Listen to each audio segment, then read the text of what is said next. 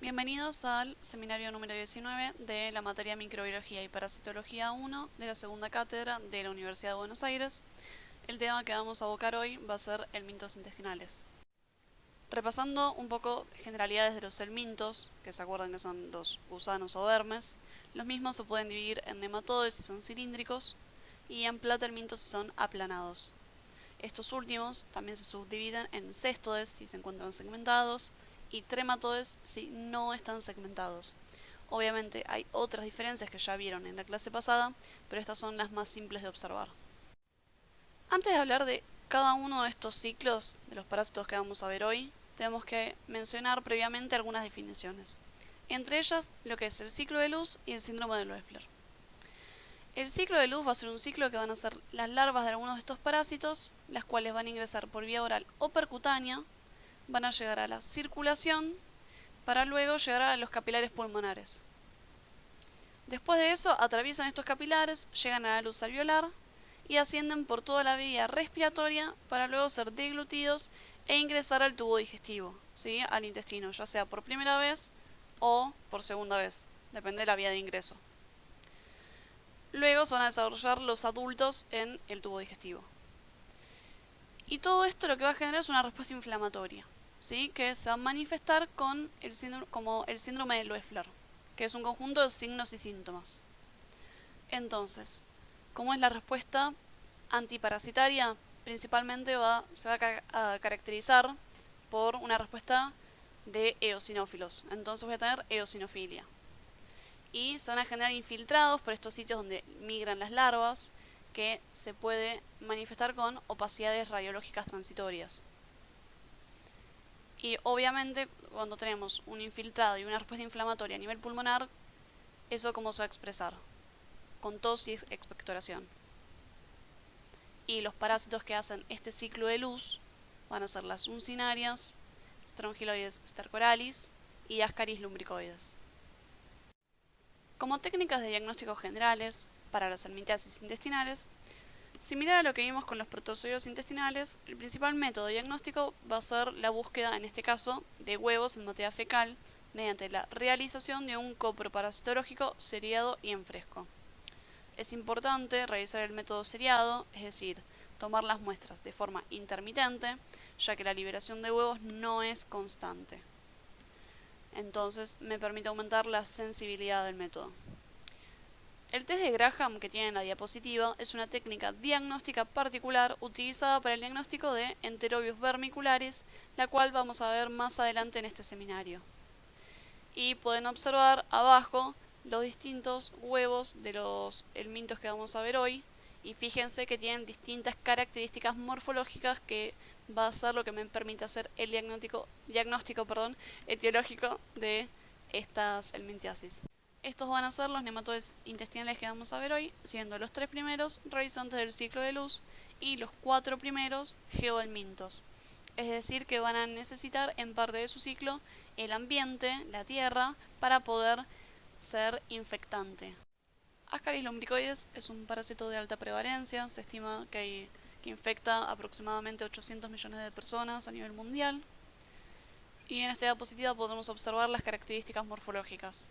Si recuerdan del dimorfismo sexual que tenían los nematodes, acá se puede observar claramente. Fíjense la hembra, siendo de mayor tamaño, y que posee un extremo posterior recto a diferencia del macho, de menor tamaño, que posee un extremo posterior curvo.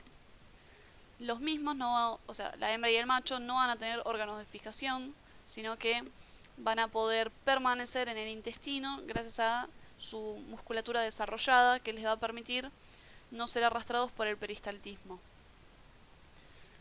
Estos adultos van a vivir aproximadamente un año en el intestino delgado y van a copular y van a generar huevos. Vamos a poder observar huevos fertilizados más frecuentemente y los huevos infértiles, que van a venir de hembras no fecundadas, van a ser irregulares, alargados y generalmente van a tener una sola membrana. ¿Qué es lo característico? Es que no van a ser infectantes estos huevos infértiles, pero me van a permitir hacer el diagnóstico de esta enfermedad. ¿Cómo va a comenzar este ciclo? Bueno, va a comenzar por la ingesta de huevos infectivos, es decir, huevos que poseen una larva en su interior, ya sea que se encuentre en aguas o alimentos contaminados. Entonces, el mismo va a ser ingerido, en el tubo digestivo va a eclosionar y esta larva va a penetrar la pared intestinal para ir por vía circulatoria, primero circulación portal, hacia los capilares pulmonares, luego de los cuales va a penetrar hacia el alveolo y va a ir ascendiendo por la vía respiratoria para luego ser deglutidos y volver a encontrarse en el tubo digestivo, en el intestino, donde luego se van a desarrollar los adultos. Los mismos van a copular y van a tener la capacidad de generar huevos, ¿sí?, hacia el medio ambiente. Todo este periodo, desde la ingesta del huevo embrionado hasta el desarrollo de la hembra adulta, que tiene capacidad de poner huevos, va a pasar en aproximadamente 2 a 3 meses. ¿Sí? Es decir, tiene un periodo prepatente prolongado. Si recuerdan que el diagnóstico se hace con los huevos, el periodo desde que yo ingerí hasta que libero los huevos por la materia fecal va a ser de 2 a 3 meses. Y estas hembras van a liberar una gran cantidad de huevos. Es bastante fácil hacer el diagnóstico por esta gran capacidad de reproducción que tienen, que es de aproximadamente entre unos 200.000 huevos por día. Estos huevos van a ser eliminados entonces por las heces y en suelos cálidos y húmedos, obviamente va a depender del clima donde uno esté, se van a desarrollar, ¿sí? Se van a volver infectantes en aproximadamente 2 a 8 semanas, dependiendo de las condiciones climáticas. Es importante destacar que si las condiciones climáticas no son propicias para el desarrollo del huevo, el mismo puede permanecer viable durante varios años, siendo resistentes a temperaturas extremas y a la desecación, en espera de un clima más propicio que permita su maduración para volverse infectante. En cuanto a la patogenia y la clínica que genera este parásito, hay que diferenciar aquella generada por el estadio larvario y la generada por el estadio adulto.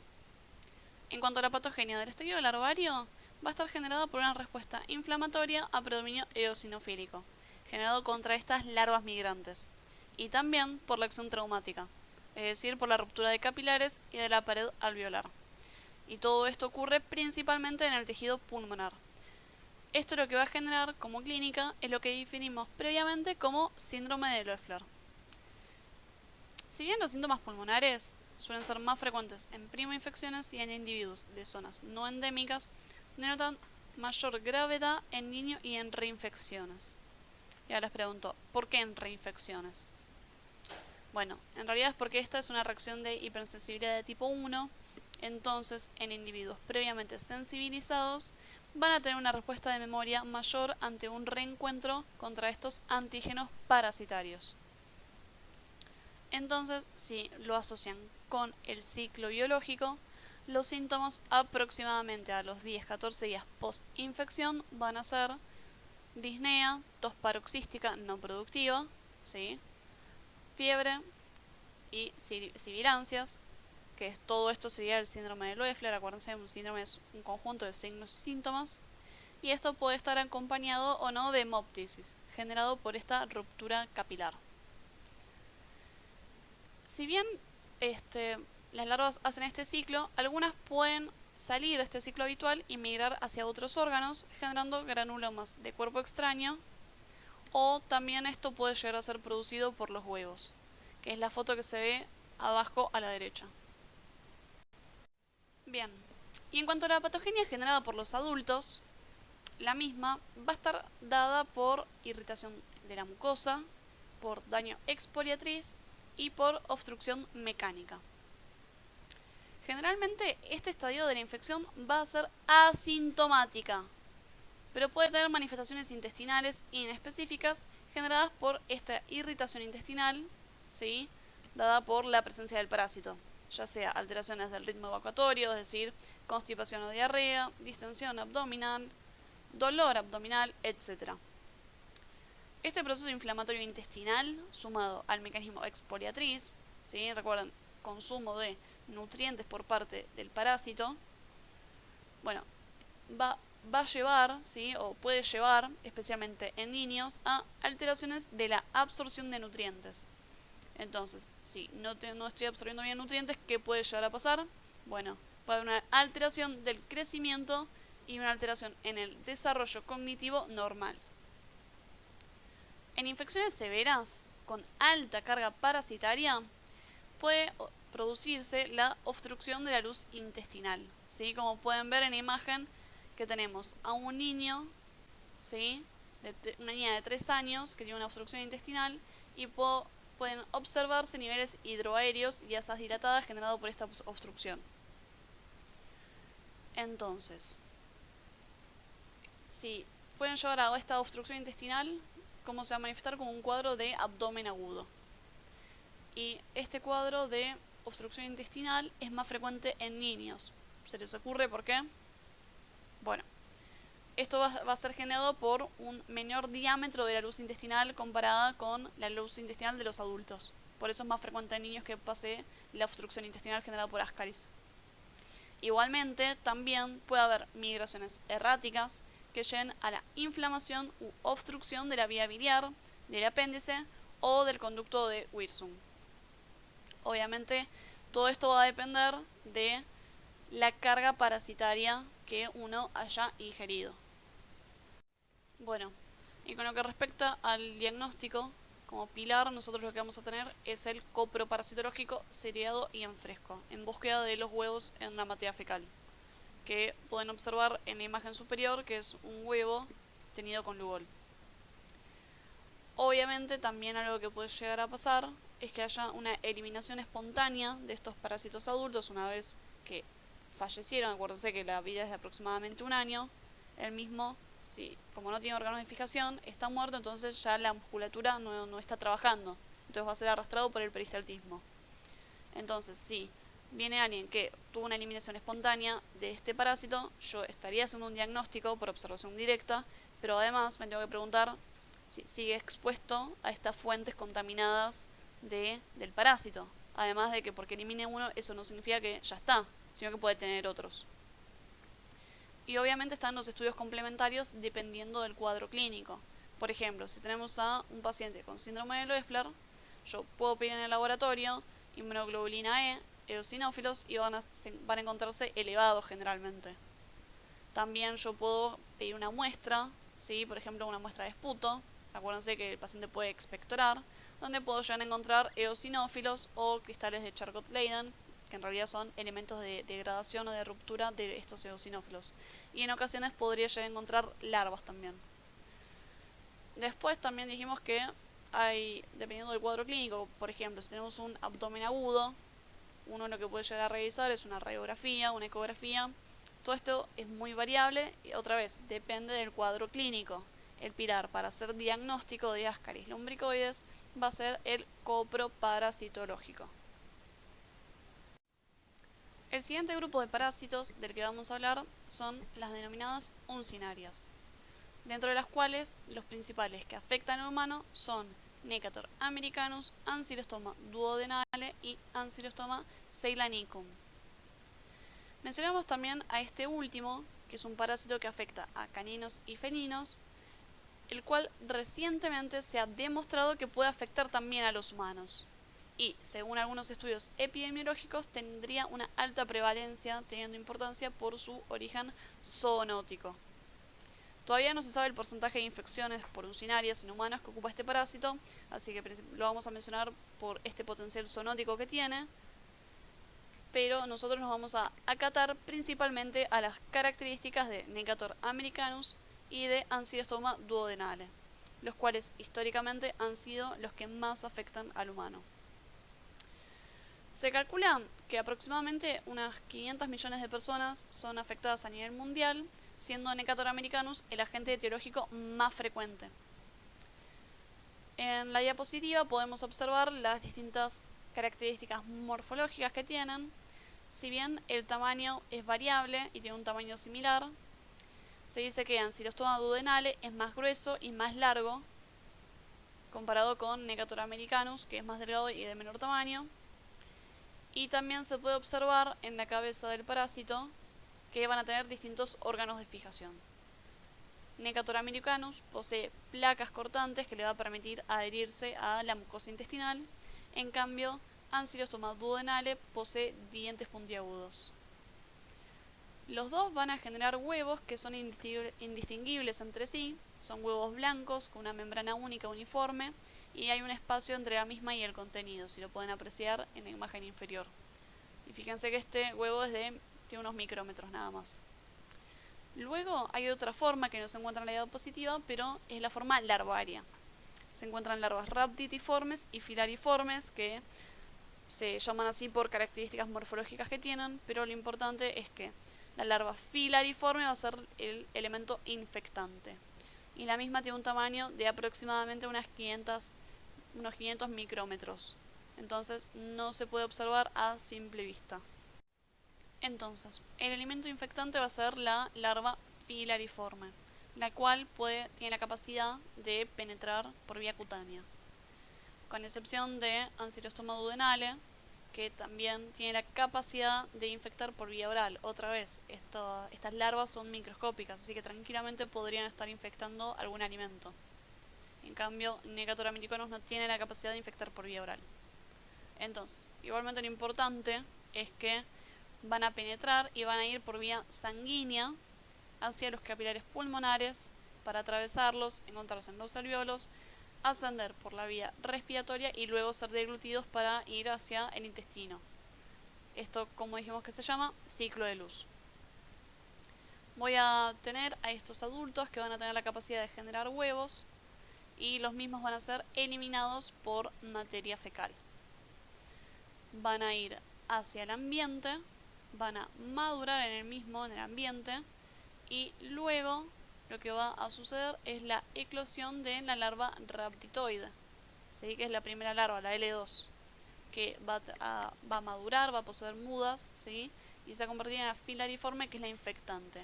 Recuerden que junto con Ascaris lumbricoides, las succinarias también son geohelmintos, necesitan el ambiente, necesitan de este suelo para poder madurar, ¿sí? El huevo no es infectante, la larva filariforme sí lo es.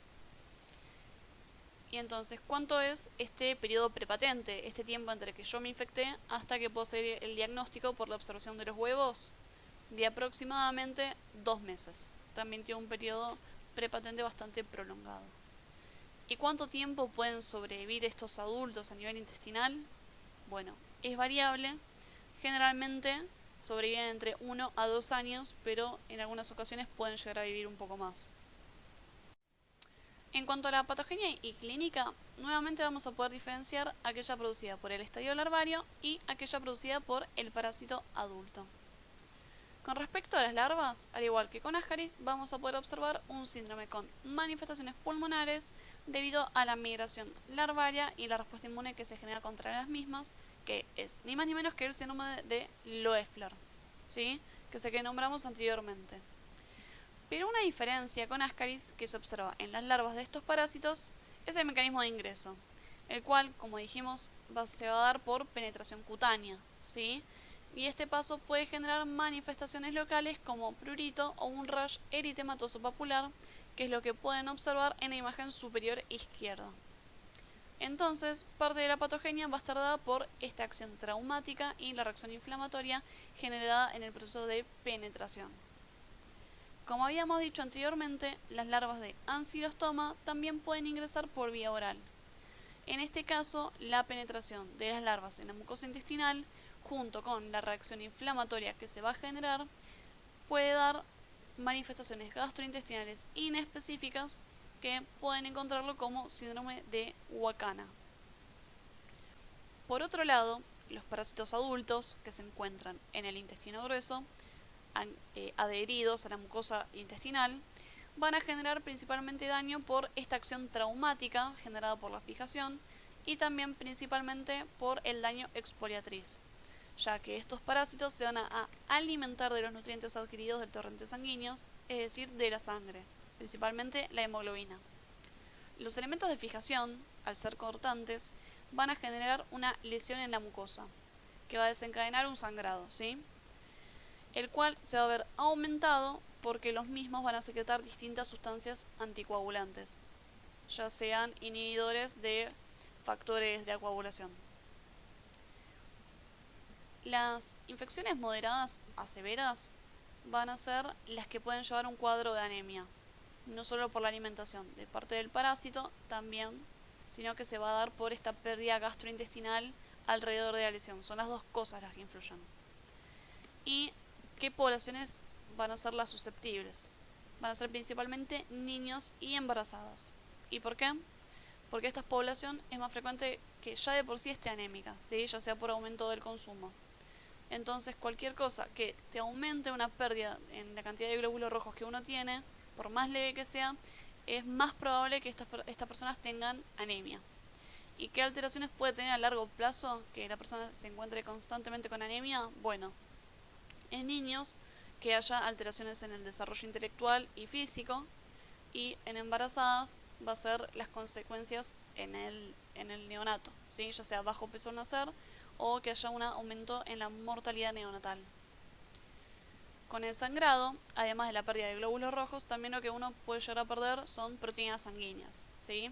Si se acuerdan de fisio, ¿qué pasa cuando hay una hipoproteinemia? Va a disminuir la presión oncótica de los capilares sanguíneos. ¿Y eso a qué puede llevar? Bueno, manifestaciones como edema generalizado, que también lo pueden denominar anasarca. Como con el resto de los parásitos que estuvimos viendo, el diagnóstico va a ser un coproparasitológico, seriado y en fresco. Y como no puedo diferenciar los huevos, no puedo hacer el diagnóstico del agente etiológico, sino que yo voy a hacer diagnóstico de uncinarias. Para poder diagnosticar exactamente, es decir, hacer el diagnóstico del agente etiológico, uno lo que puede llegar a realizar es una PCR, pero igualmente va a tener como utilidad para fines epidemiológicos, ya que no va a modificar ni el tratamiento ni el desenlace de la infección.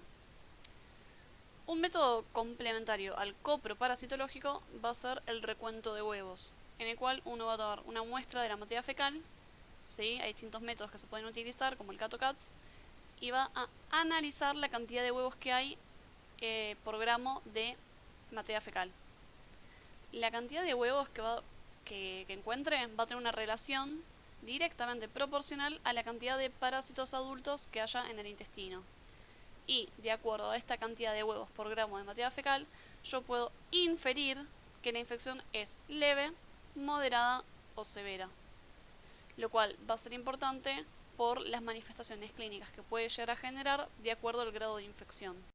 Bueno, ahora vamos a hablar sobre Strongyloides stercoraris, el cual infecta aproximadamente entre unas 30 a 100 millones de personas a nivel mundial. Como verán, no es tan frecuente como el resto de las parasitosis que vimos, y se encuentra principalmente confinada a trópicos y subtrópicos. Y este parásito va a tener ciertas particularidades. En primer lugar, va a tener dos ciclos de vida.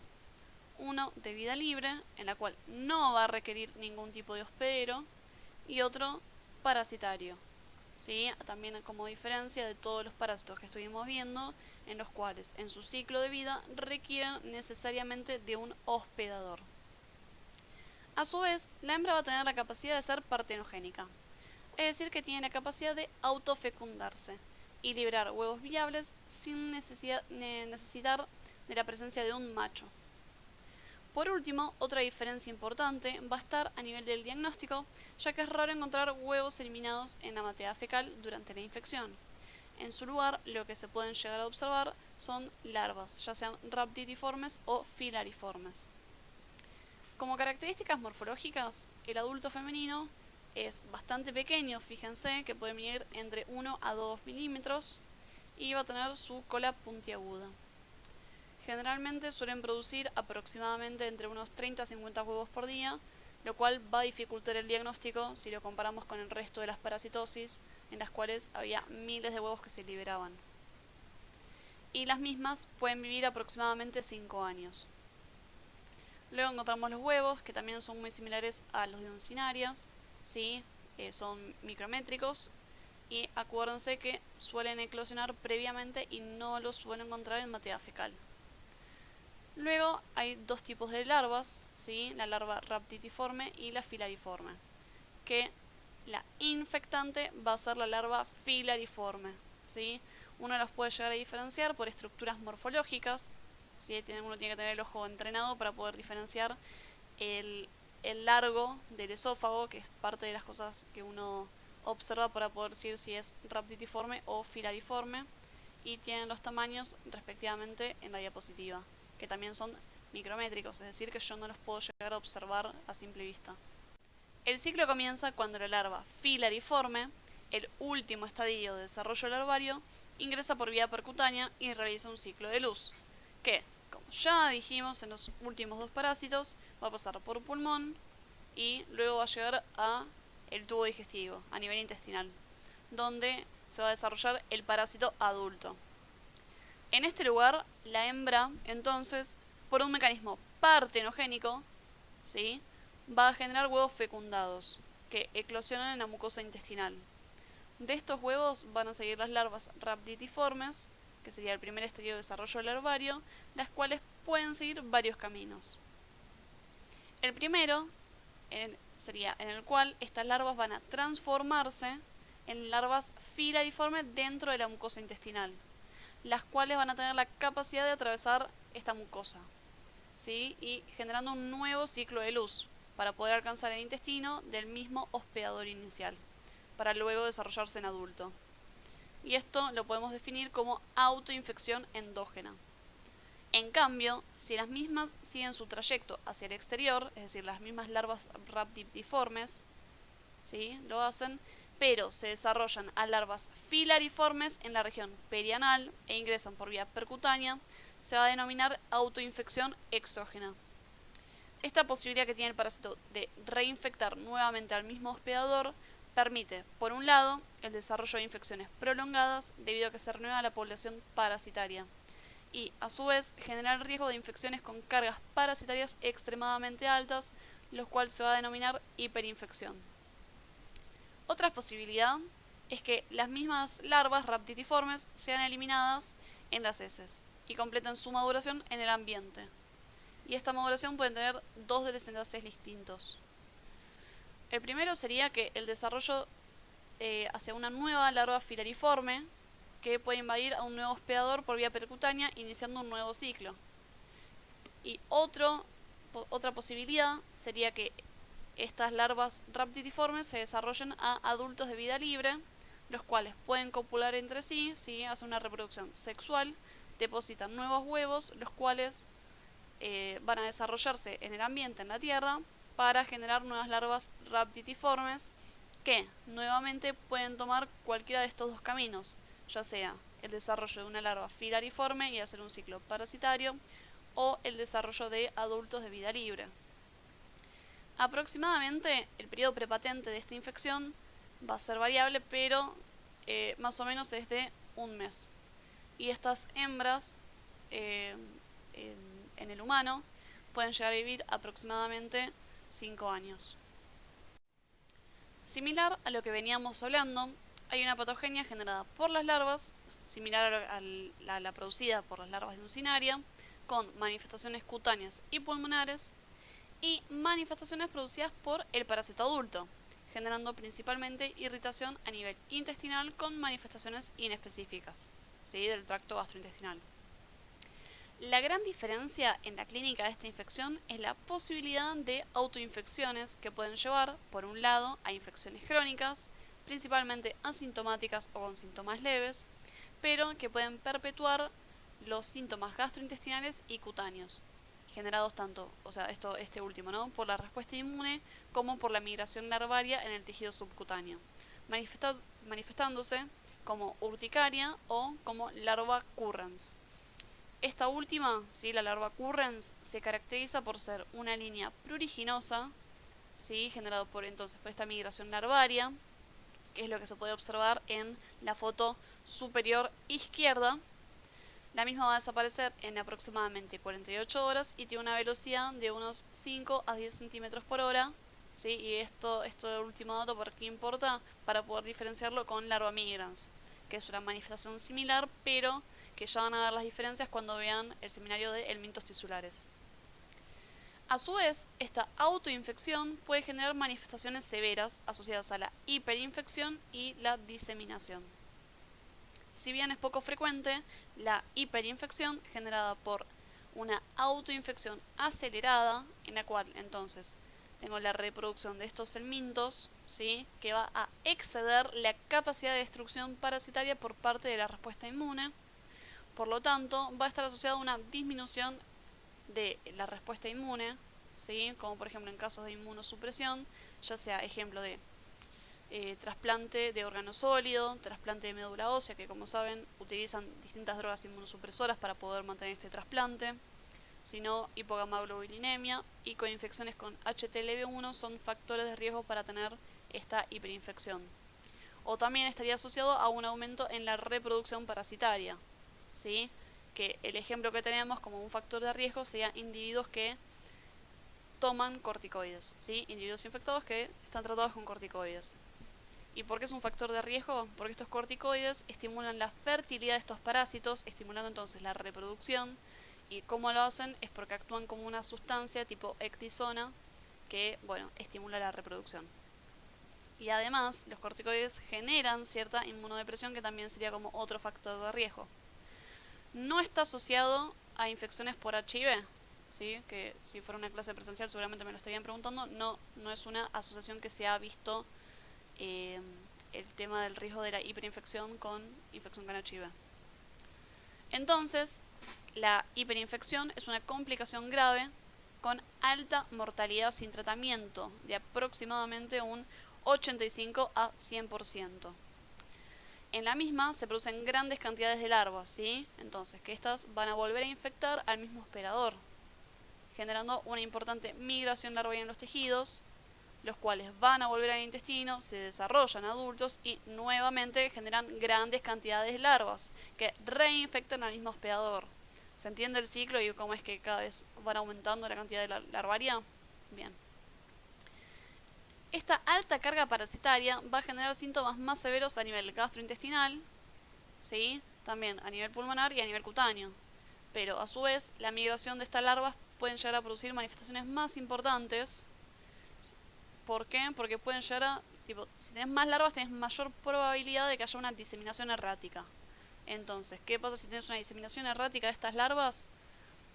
Bueno, se van a diseminar y pueden desencadenar cualquier tipo de manifestación que se les ocurra. Múltiples manifestaciones, ya sea peritonitis, ya sea abscesos hepáticos, migración a riñón, corazón, etc. Y una de estas múltiples manifestaciones que es muy importante es la meningitis.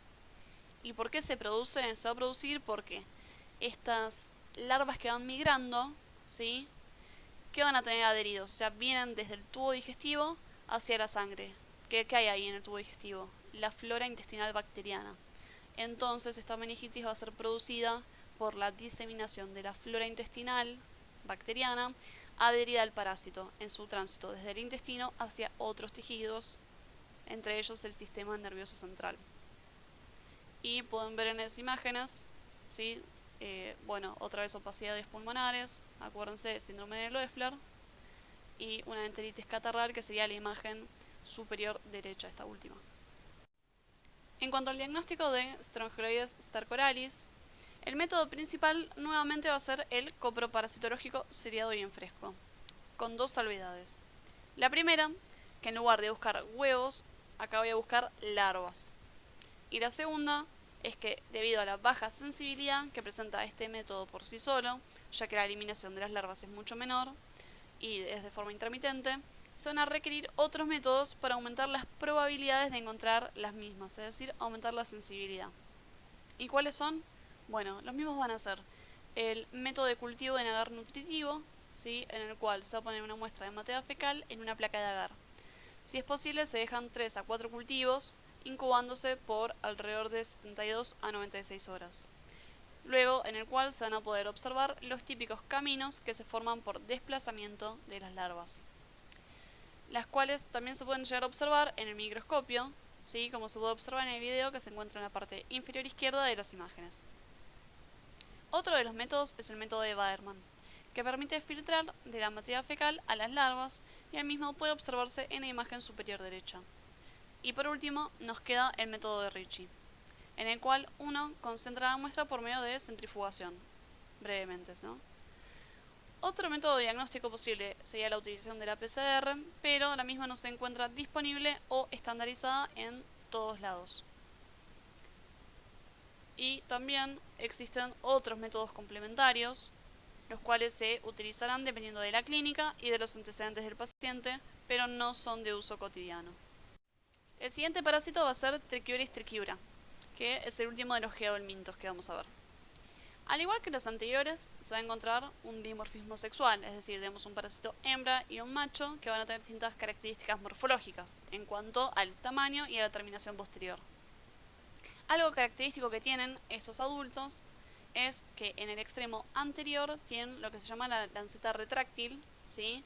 Que es esa porción delgada que se puede ver en la imagen, con la cual van a utilizarla para poder clavarse en la mucosa intestinal, y este entonces sería el elemento de fijación de este parásito. Los huevos van a ser ovalados, con doble membrana, y van a tener la característica de tener tapones en ambos extremos, ¿sí? Teniendo una morfología similar a la de un limón o a la de cabeza de balón de Arnold. Y los adultos van a tener la capacidad más o menos de sobrevivir de entre un año y medio a 2 años. El ciclo comienza con la ingesta de huevos embrionados, ¿sí? Ya sea por consumo de agua o de alimentos contaminados, y el mismo va a eclosionar en el intestino delgado para liberar las larvas, las cuales van a ir madurando y van a migrar posteriormente hacia el colon, donde se van a encontrar los adultos. Los mismos se van a encontrar fijados en la pared gracias a la lanceta retráctil que habíamos dicho que tenían. Luego de copular comienza la oviposición, ¿sí? Con una liberación de aproximadamente 3.000 a 20.000 huevos por día.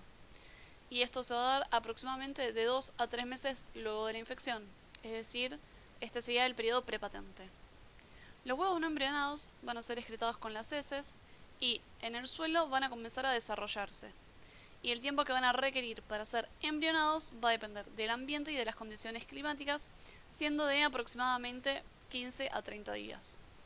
La patología se va a generar principalmente por esta lesión traumática generada por estos órganos de fijación, los cuales van a desencadenar inflamación local, edema y hemorragia, principalmente otra vez, donde estamos en intestino grueso.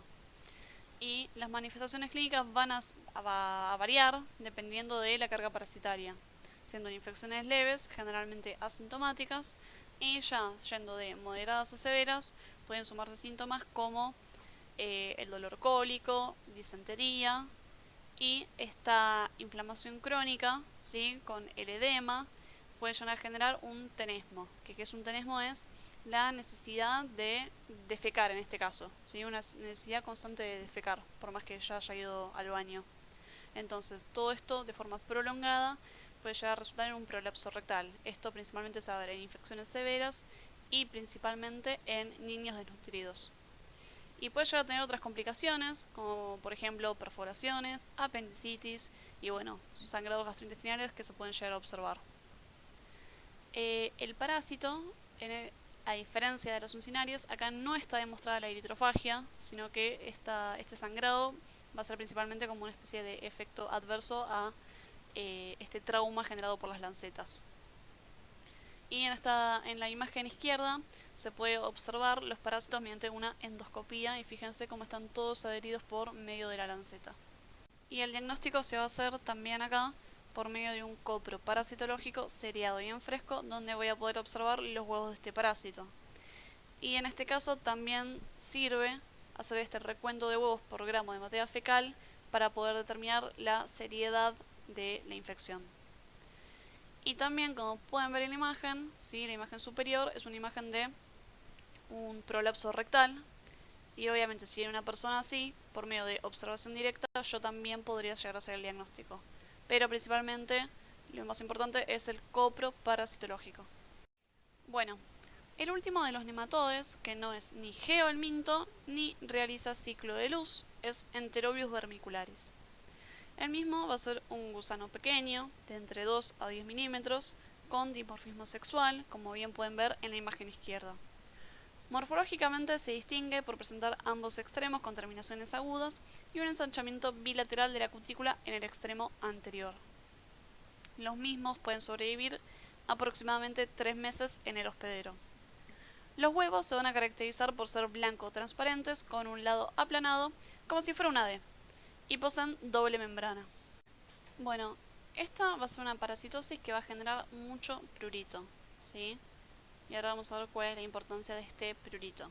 Entonces, la infección ocurre luego de la ingesta de huevos embrionados que se encontraban en la región perianal, ¿no? Entonces, por este prurito que va a generar en esta región, una persona se va a rascar. Y entonces eso va a permitir una autoinoculación, es decir, un ciclo ano-mano-boca. ¿Sí? Entonces, picaba, uno se rasca, después se lleva la mano a la boca y eso permite la infección. Estos huevos van a eclosionar en el intestino delgado para luego migrar y establecerse como adultos en el colon, principalmente en el ciego. El periodo prepatente va a ser de aproximadamente de 1 a 2 meses. Estos adultos que están en el colon van a copular y luego las hembras grávidas, es decir, que son hembras que en su útero van a estar llenas de huevos, estas mismas van a migrar a la noche por fuera del orificio anal para poder oviponer en el área perianal. Si no se produce el vaciamiento completo, la misma puede volver a ingresar por el ano para seguir posteriormente en otro momento. Y si la hembra queda vacía, va a morir en el exterior. Esta salida a la noche va a ser más frecuente, posiblemente debido a la mayor relajación que hay en la musculatura del paciente. Entonces es más fácil salir. Estos huevos que estaban en la región perianal, pegados por una sustancia, ¿sí?, van a embrionar en 4 a 6 horas en condiciones óptimas y los mismos se van a volver infectantes. Entonces, ¿qué significa esto? Que cuando este individuo se despierte a la mañana siguiente, los huevos en la zona perianal del mismo ya son infectantes, permitiendo que se dé el ciclo ano-mano-boca, ¿sí? Y los mismos, estos huevos, pueden permanecer viables por varias semanas, siempre y cuando haya humedad. Entonces, no es que nada más va a quedar en la región perianal, sino que puede quedar en el pijama, en las ropas de cama. Y encima, por la estructura del huevo, ¿sí?, el mismo puede ser aerolizado. Entonces, si uno sacude la sábana, estos pueden quedar en el aire y eso va a favorecer la diseminación del mismo por inhalación y posterior deglución. La principal manifestación clínica, si bien como la mayoría de las infecciones parasitarias puede ser asintomático, va a ser el prurito, el cual es generado por las sustancias utilizadas por el parásito para facilitar la adherencia de los huevos en la región perianal y se va a generar una respuesta alérgica a las proteínas de este parásito. Si bien el prurito parece un síntoma menor, en realidad va a tener dos complicaciones importantes. Una es la de privación del sueño, la cual de manera crónica puede alterar importantemente la vida de una persona, más teniendo en cuenta que esta enfermedad principalmente afecta en los niños. La otra son las sobreinfecciones bacterianas de las lesiones producidas por el rascado. Otra manifestación que puede ocurrir en niñas son la vulvovaginitis, generado en realidad por la cercanía de los genitales al orificio anal, entonces permitiendo la migración del parásito a estos sitios, generando prurito ahí y obviamente lesiones por rascado. Bueno, el diagnóstico en Enterobius vermicularis va a ser distinto a lo que estuvimos viendo con el resto de los parásitos. Acá no vamos a pedir un coproparasitológico porque no tiene utilidad, sino que lo que se pide es el test de Graham o el escobillado perianal. Porque si bien recordamos el ciclo, ¿dónde vamos a encontrar los huevos? Pegados en esa región. ¿Y cuál sería el momento más óptimo para recolectar la muestra? A la mañana ni bien se despierta el paciente. Entonces, en el test de Graham, uno lo que va a hacer es, ni bien se despierta, ¿sí?, nada de aseo matinal, nada de tal cual la noche, ni crema a la noche, apenas se levanta, uno va a agarrar entonces un portaobjetos que va a tener cinta scotch, ¿sí? Voy a aplicar la cara pegajosa de la cinta sobre la piel que está cerca del orificio anal, ¿sí?, y luego pego la cinta al porta, ¿sí? Y eso lo voy a guardar y lo voy a repetir en los días siguientes. Después, el escobillado perianal es algo bastante similar, nada más que en este caso lo que voy a hacer es limpiar la piel perianal con una gasa y la misma la voy a guardar en un frasquito que tiene formol. y eso lo voy a repetir por 5 días, es de forma seriada. Acuérdense que es para aumentar la sensibilidad, hacerlo de forma seriada. Y luego lo que voy a hacer con este escobillado perianal va a ser centrifugar la muestra para concentrar más este líquido y poder observar los huevos, ¿sí? Que son los que se ven en la imagen inferior. Ahora vamos a pasar al siguiente grupo de helmintos intestinales, que van a ser los céstodes. A los mismos los podemos clasificar, si es que queremos, de acuerdo a su tamaño, en céstodes grandes, que van a llegar a medir algunos metros, y en céstodes medianos y pequeños, que van a medir unos centímetros. Y dentro de este último grupo, el único de importancia médica va a ser Hymenopeltis nana. Esta diapositiva representa una comparación morfológica entre los distintos céstodes. Nosotros vamos a estudiar los primeros tres, las dos taenias y Diphyllobotrium, los cuales van a ser transmitidos por medio de la ingesta de carne cruda o mal cocida, de distintos animales que van a funcionar como hospederos intermediarios, es decir, van a tener ciclos heteroxenos. Y también vamos a estudiar a Hymenopeltis nana, el cual, a diferencia del resto, no va a requerir hospederos intermediarios para completar su ciclo, es decir, que va a tener un ciclo monoxeno. En el recuadro superior se puede comparar la distinta morfología que poseen las proglótides de los distintos céstodes, dentro de los cuales se van a encontrar entonces los órganos de reproducción y los huevos. Un individuo infectado va a eliminar ya sea proglótides enteras o huevos en materia fecal, y este va a ser el pilar diagnóstico, ¿sí? Van a ser el elemento diagnóstico. En el recuadro inferior se puede observar los distintos escolex de estos helmintos, los cuales van a poseer los elementos de fijación, ¿sí? Ya sean ganchos o ventosas, dependiendo de la especie parasitaria, y estos mismos van a ser eliminados post tratamiento. Bueno, vamos a comenzar con las tenias, las cuales van a tener varias similitudes, ya que pertenecen al mismo género, y las especies que vamos a estudiar son Taenia saginata, que va a estar asociada al consumo de carne cruda o mal cocida de ganado vacuno, y Taenia solium, que va a estar asociada al consumo de carne cruda o mal cocida de ganado porcino.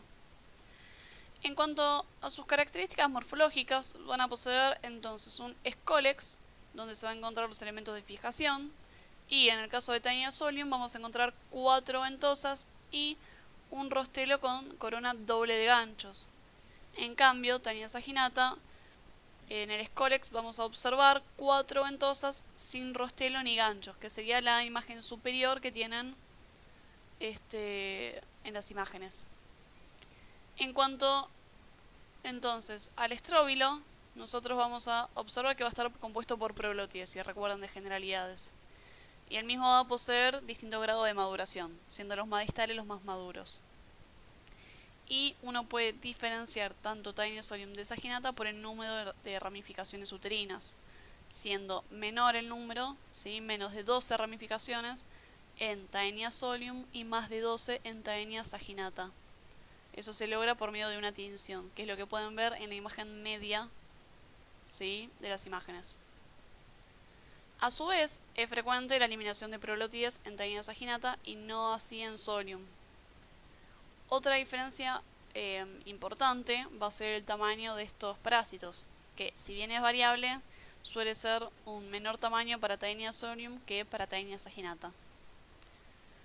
Y en lo que respecta a los huevos, los mismos van a ser indistinguibles entre sí. Fíjense la imagen inferior, que se pueden observar los huevos de las distintas especies, que son iguales. Pero ¿qué características tienen estos huevos? Bueno, que van a ser color café, que van a tener una doble membrana gruesa y radiada, y que en su interior van a poseer el embrión hexacanto u oncosfera, que sería como el equivalente a un estadio larvario. La infección en el humano comienza con la ingesta de carne cruda o mal cocida, que va a contener cisticercos. ¿Y qué es un cisticerco? Es un estadio larvario que se encuentra enquistado en el músculo de los distintos hospederos intermediarios, que en este caso va a ser, si hablamos de Taenia solium, van a ser cerdos, y si hablamos de Taenia saginata, van a ser vacas, ¿sí? En el intestino del humano, el cisticerco se va a desarrollar a adulto en aproximadamente 2 meses, los cuales van a poder sobrevivir más o menos hasta una década. Estos adultos se van a adherir a la pared del intestino delgado por medio de sus escólices y van a residir allí.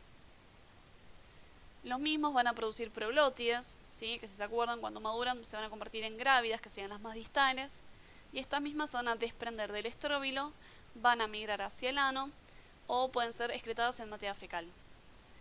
Los huevos que se encuentran en las proglótides entonces van a ser liberados, ya sea que yo defequé una proglótide, después estuvo en el ambiente y se liberaron los huevos, o que directamente haya defecado huevos, ¿sí? Se haya roto esta proglótide en el intestino. Los huevos entonces pueden sobrevivir de días a meses en el ambiente dependiendo de las condiciones climáticas. Y estos hospederos intermediarios, si bien recuerden la vaca o el cerdo, se van a infectar al ingerir alimentos, agua o lo que sea contaminado con huevos o proglótides grávidas. En el intestino de estos animales, las oncoferas, ¿sí? Si recuerdan qué es lo que tiene el huevo, van a eclosionar, van a invadir el intestino, van a penetrar y por vía torrente sanguínea van a migrar hacia los músculos estriados, donde se van a desarrollar los cisticercos. Y estos cisticercos van a poder sobrevivir por años en el animal. Entonces, repasando cuánto sería este periodo prepatente, ¿sí? Desde que yo me infecté hasta que tengo el adulto con la capacidad de producir huevos, de aproximadamente 2 a 3 meses, bastante prolongado. ¿Y cuál va a ser el hospedero definitivo? El humano, por encuentro a los adultos. Y los hospederos intermediarios, la vaca y el cerdo, dependiendo de qué especie estemos hablando. ¿Por qué? Porque está el estadio larvario. Ahí no se encuentra el adulto, solo estadio larvario. En esta clase nosotros estamos hablando de helmintos intestinales, es decir, infecciones parasitarias que afectan el intestino humano. Es importante saber que solo en el caso de Taenia solium, este mismo parásito puede generar una helmintiasis tisular, que es tema del próximo seminario. No vamos a ahondar mucho en detalle hoy, pero sepan que este parásito puede utilizar al humano como hospedador intermedio, ¿sí? De manera similar a como lo hace en el cerdo. Entonces, si yo ingiero carne cruda o mal cocida con cisticercos de Taenia solium, voy a desarrollar una enfermedad denominada teniasis, que va a ser la enfermedad producida por el parásito adulto, ¿sí? Que es la afectación intestinal. Pero si yo ingiero los huevos, que son inmediatamente infectantes, ya sea entonces por contaminación de agua, por alimentos contaminados con materia fecal humana, lo que sea, yo puedo desarrollar una enfermedad denominada cisticercosis, que va a ser producida por el estadio larvario del parásito, el cual se enquista formando un cisticerco en distintos tejidos. Es decir, que ocurre un ciclo similar a lo que pasa en el cerdo. Bien, recapitulando. Entonces, carne mal cocida con cisticercos, teniasis, ¿sí? Parásito adulto en el intestino humano. Ingesta de huevos, cisticercosis, ¿sí? Larvas enquistadas en distintos tejidos. Y recuerden que este ciclo no se da en Taenia saginata, ¿sí? El cual solamente va a poder generar teniasis en el humano. No genera cisticercosis. Bien, ¿y cómo va a ser la patogenia clínica? En realidad, lo más frecuente es que estas infecciones sean completamente asintomáticas, ya que generalmente son infecciones que van a tener un solo parásito adulto. Y bueno, esta en realidad es la famosa lombriz solitaria que todo el mundo conoce. Igualmente, la misma puede generar daño, ¿sí? Como por ejemplo por medio del daño exfoliatriz, ¿sí? Y además puede generar cierta reacción inflamatoria a nivel intestinal por la fijación del Scolex. Pero de vuelta, esto es algo muy localizado al ser generalmente un solo parásito adulto. ¿Y cómo se puede manifestar todo esto? Bueno, con síntomas digestivos inespecíficos. Por ejemplo, dolor abdominal, meteorismo, náuseas, cambios en el ritmo evacuatorio, o sea, nada muy específico. Otro síntoma que se puede observar es el prurito anal, el cual va a ser generado por un mecanismo toxialérgico, ¿sí? Este mismo va a ser producido por la salida de las proglótides en la región perianal. El diagnóstico, nuevamente, va a basarse principalmente en la utilización de copro parasitológico seriado y en fresco, en el cual puedo llegar a observar los huevos de las tenias, que recuerden son indistinguibles entre sí. O también puedo llegar a encontrar proglótides, ¿sí? Y las mismas, es decir, las proglótides, yo las puedo observar entre dos portaobjetos y utilizando coloraciones especiales, eso me va a poder me va a permitir teñirlas y poder contar las ramas uterinas, las ramificaciones. ¿Y se acuerdan por qué es importante? Porque me va a ayudar a poder hacer el diagnóstico de especie, lo cual va a ser muy importante porque si se diagnostica una infección por Taenia solium, el individuo y sus convivientes van a presentar un riesgo de tener una cisticercosis. Por lo tanto, uno tiene que descartar este diagnóstico. En cambio, si yo diagnostico Taenia saginata, no tengo que realizar ningún otro estudio porque no hay un riesgo de una cisticercosis. Otros métodos que se pueden utilizar, pero que no son de rutina, es la utilización de comproantígenos por ELISA, que va a tener como inconveniente que no puede distinguir especies, ¿sí? Y que recuerden que es súper importante poder distinguirlas, y además va a tener reactividad cruzada con otros elementos. Y también está la PCR, que es un método más caro y que no se encuentra disponible en todos los lugares. Bueno, el próximo parásito que vamos a mencionar es Dibotricephalus. Si bien principalmente vamos a centrarnos en esta especie, hay otras, como pueden ver en la diapositiva, que también pueden y suelen afectar al hombre con ciclos, patogenia y clínica muy similar. A su vez, esta diapositiva representa el cambio en la denominación de este conjunto de parásitos que antiguamente se agrupaban todos en el mismo género, ¿sí? Diphyllobotrium, pero hoy en día algunos han dejado de estar agrupados de esta manera. A la hora de estudiarlos, en los libros ustedes van a encontrar la denominación antigua, es decir, Diphyllobotrium. Pero sepan que hoy en día vamos a hablar de los géneros Dibotricephalus, Adenocephalus y Diphyllobotrium. Dentro de las características de este parásito, el mismo va a poseer un escólex con dos ventosas longitudinales llamadas bótreas, que van a ser su aparato de fijación. Y estas se van a encontrar en la superficie dorsal y ventral del mismo. Y luego de este escólex se va a continuar con un cuello que en el caso de Dibotricephalus latus va a ser largo. Y luego sigue el estróbilo, que va a estar compuesto por las prolótides, ¿sí? Y fíjense la distribución de estas prolótides, que son más anchas que largas y que van a tener el aparato genital central, que sería la imagen del centro. Este parásito va a medir de entre 2 a 15 metros y puede llegar a vivir décadas en el hospedador. Y entre las características del huevo, los mismos son operculados, es decir, que van a tener un opérculo, ¿sí? Una forma de tapita en uno de los extremos. Y el tamaño de estos huevos va a ser variable dependiendo de la especie. Bueno, este va a ser un ciclo bastante complejo, así que vamos paso por paso. Dentro de los hospedadores definitivos, ¿sí? En esta infección van a ser los humanos y hay otros mamíferos que también pueden serlo, ¿sí? Mamíferos que se alimentan de peces, como por ejemplo lobos marinos o también ciertas aves que obviamente se van a alimentar de peces. Entonces, ¿cómo comienza esta infección? Va a comenzar cuando estos hospedadores definitivos, ¿sí? Consumen carne cruda o carne mal cocida de pescado. ¿Sí? Que el pescado va a ser el hospedador paraténico. Y estos pescados van a poseer los estadios larvarios, ¿sí? Llamados plerocercoide. Entonces, uno ingiere este estadio larvario, ¿sí? En el intestino delgado del hospedero definitivo, el plerocercoide se va a desarrollar a adulto. Estos adultos se van a adherir a la mucosa intestinal por medio de sus bótrias, que habíamos dicho antes que eran su aparato de fijación. Los adultos entonces van a liberar luego huevos inmaduros, ¿sí? Y aproximadamente liberan 1.000.000 de huevos por día por parásito. Entonces estos huevos van a ser liberados por medio de la materia fecal. Entonces vamos a tener un tiempo prepatente, un periodo prepatente, ¿sí? De aproximadamente 5 a 6 semanas.